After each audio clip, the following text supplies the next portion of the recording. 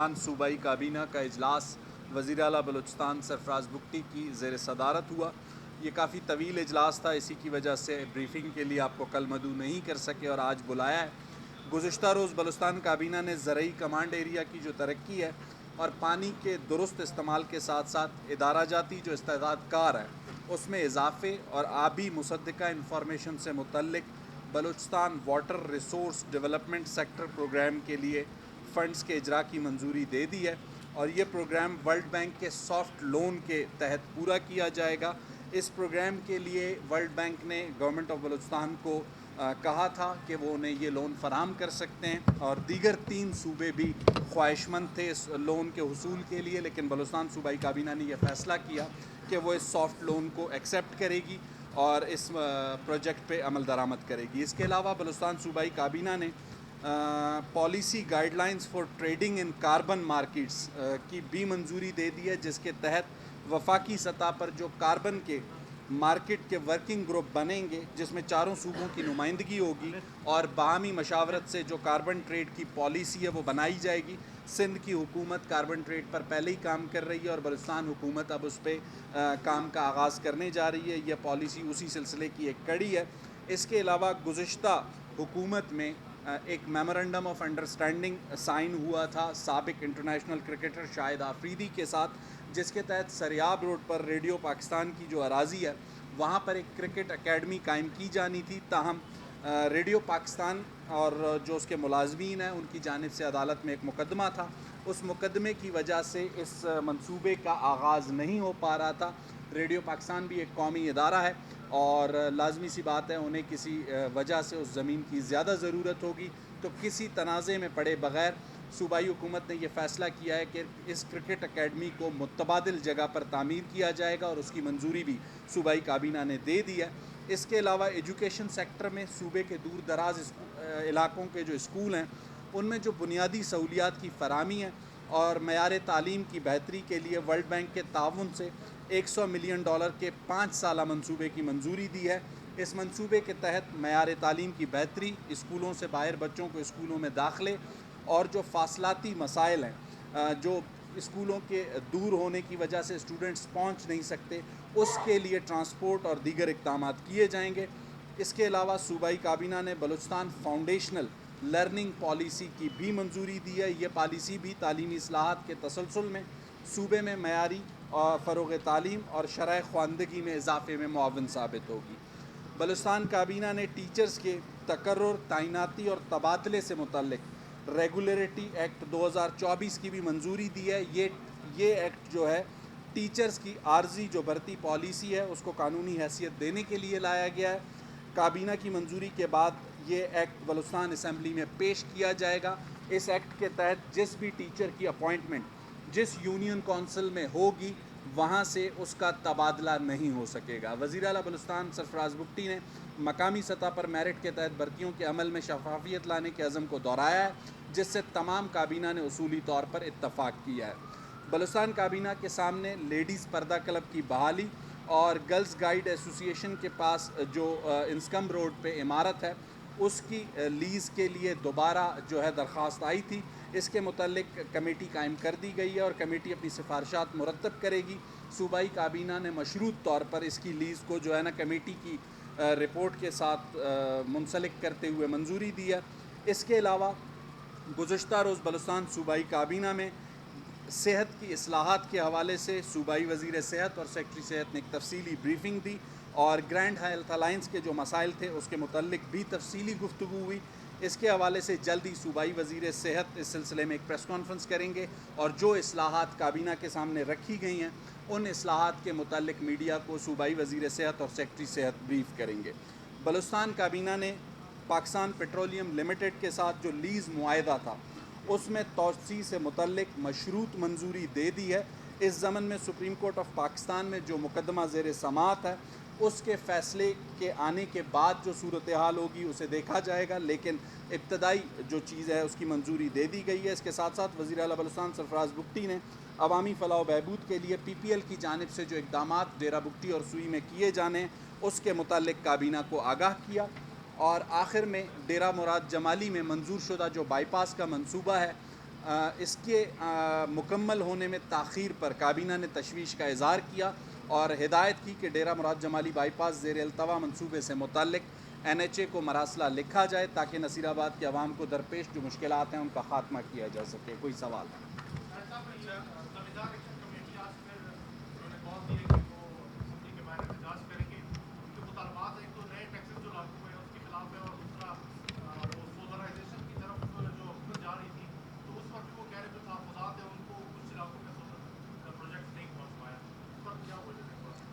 دو باتیں ہیں. سولرائزیشن کے حوالے سے صوبائی حکومت نے جو فنڈز مختص کیے تھے اس سے اس کی ابتدا ہو چکی ہے.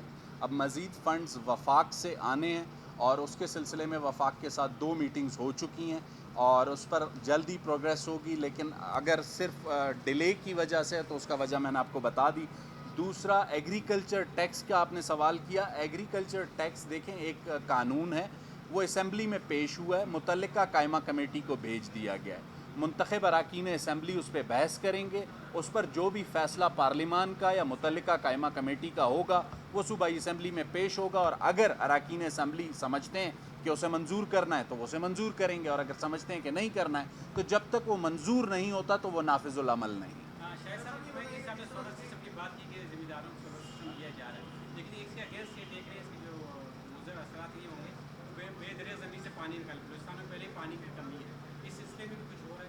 دیکھیں اس سلسلے میں طویل بحث و مباحثے کے بعد تمام چیزوں کی اسٹڈیز کے بعد اس سولرائزیشن کا فیصلہ کیا گیا تھا.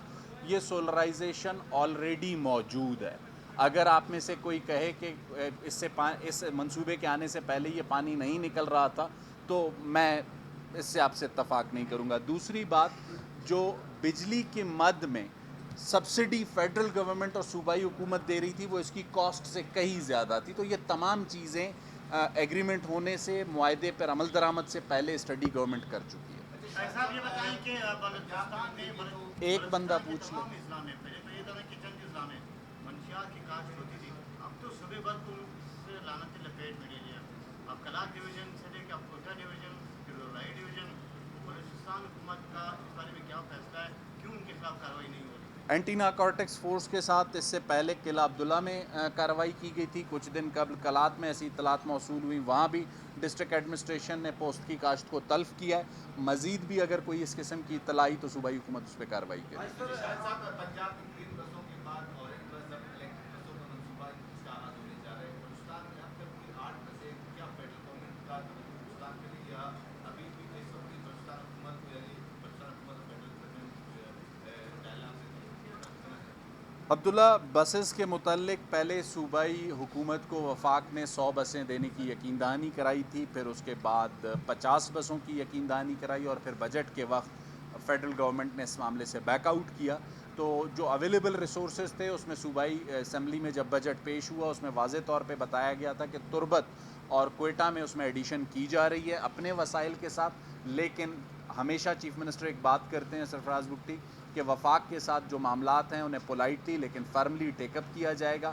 آئندہ آنے والے بجٹ میں ہو سکتا ہے دوبارہ اس مسئلے کو ٹیک اپ کیا جائے اور وفاق سے اس کی مدد لی جائے. سر الیکشن کمیشن کی طرف ضمنی انتخابات کے بارے شروع جاری کر دیے گئے ہیں کوئٹہ کلات کے علاوہ, کیا سمجھتے ہیں کہ گورنمنٹ کی طرف سے لائن ایڈمنسٹریشن آپ دیکھ رہے ہیں کس قدر امن و امان کی تیاری ہے, کس قدر تیار ہے گورنمنٹ کے حوالے سے, 44 نافذ کی گئی ہے نہیں کی گئی ہے, کیا صورت حال ہے؟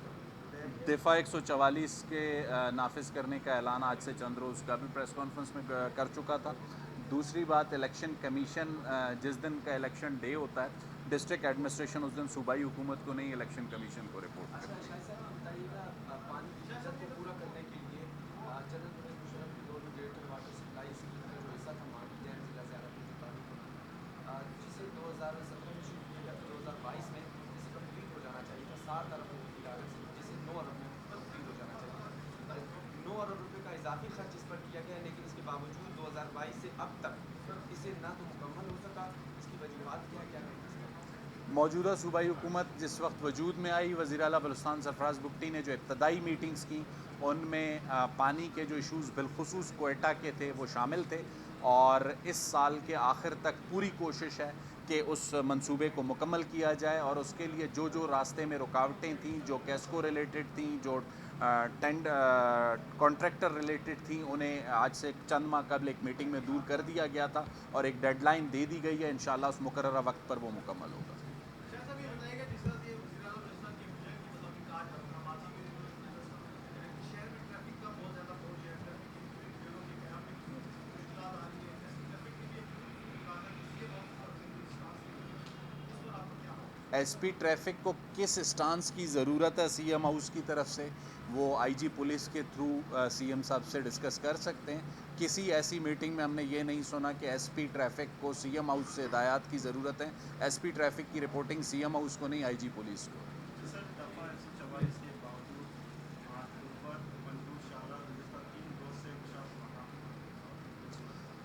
देखें, लाजमी सी बात है कुछ जगहों पर एहतजाज के इश्यूज़ हैं और उसके लिए गुज़िश्ता प्रेस कॉन्फ्रेंस में बता दिया गया था कि डिस्ट्रिक्ट एडमिनिस्ट्रेशन को एक 3 टियर प्लान दिया गया है।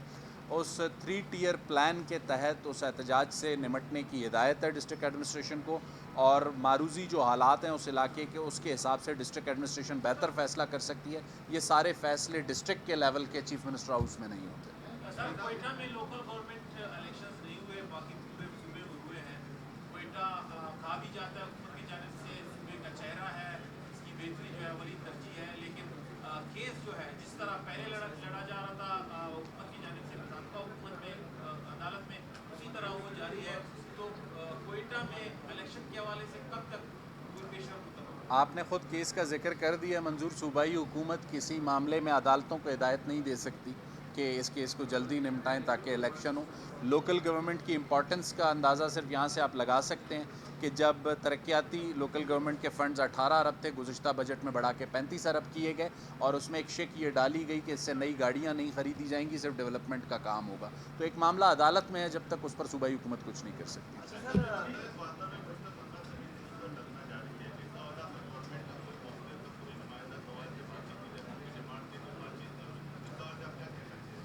इसके लिए मैं डिस्ट्रिक्ट एडमिनिस्ट्रेशन से अपडेट लूँगा, लेकिन जो मेरे पास मालूमात हैं बॉर्डर के खोलने के इख्तियारात सूबाई हुकूमत के पास नहीं और उस धरने की एक बुनियादी वजह बॉर्डर है। Thank you.